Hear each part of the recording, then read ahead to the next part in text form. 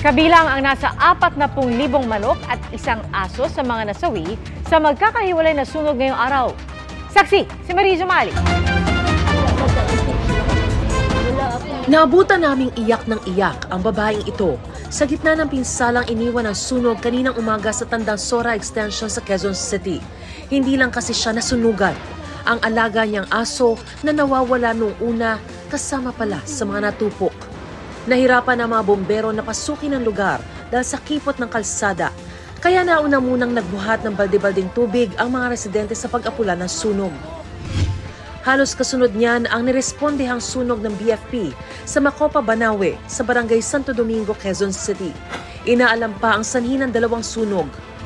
Natupok din ang nasa 40,000 manok sa isang poultry farm pasado alas 12 ng tanghali kanina sa Iloilo. Posibleng aabot sa 5 milyong pisong halaga ng pinsala. Patuloy pa ang investigasyon ng BFP. Pero hinala ng ilang empleyado, palyadong linya ng kuryente ang mitsa ng sunog. Sa bayan naman ng Pamplona, Camarines Sur, natupok ang bahagi ng motor pool ng isang bus company kahapon. Pagsisiga ang posibleng sanhi ng apoy ayon sa BFP Pamplona. Ayon sa BFP, marami ang posibleng dahilan ng pagtaas ng mga insidente ng sunog kabilang ang nararanasan ngayong El Nino. Factor din po yung sobrang init po ng panahon. Hindi dinidibdib ng mga tao talaga yung pag-iingat sa sunog talaga. Ugali po talaga. Hindi ganun ka-safety cautious. Kanina nag-ensayo ang mga bombero sa buong bansa para sa gaganaping kick-off ceremony ng Fire Prevention Month 2024 sa 1 ng Marso. Yung ginagawa ng mga bombero sa aking likuran ay yung tinatawag na fire hydrant testing na bahagi rin ng kanilang paghahanda sa mga posibleng mangyaring sunog. Gusto kasi nilang matiyak na sapat yung pressure o buga ng hydrant na ito para makaakyat ang tubig sa fire truck.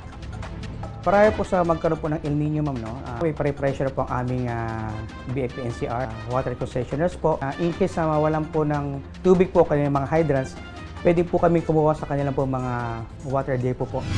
Nagkabit din sila ng mga fire hose cabinet sa mga barangay at tinrain na rin sila kung paano gamitin ang mga ito. Mas pinaigting din daw nila ang mga fire truck at ambulance visibility para mapadali ang pagresponde. Para sa GMA Integrated News, ako si Mariz Umali ang inyong saksi. Mga kapuso, sama-sama tayong maging saksi. Mag-subscribe sa GMA Integrated News sa YouTube at para sa mga kapuso abroad, samahan niyo kami sa GMA Pinoy TV at sa www.gmanews.tv.